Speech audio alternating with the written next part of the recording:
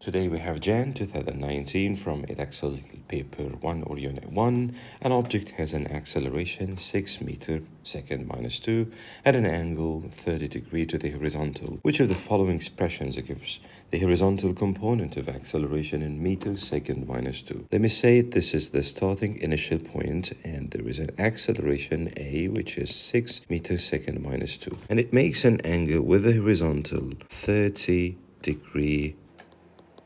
Complete the diagram. We have two components, which is the horizontal one and the vertical component.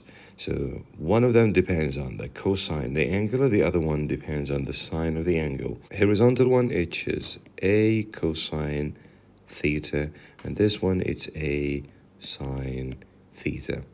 A, which is 6 for the horizontal component, and cosine, the angle is 30 degree. Look at the choices. The correct answer is A. See you next video.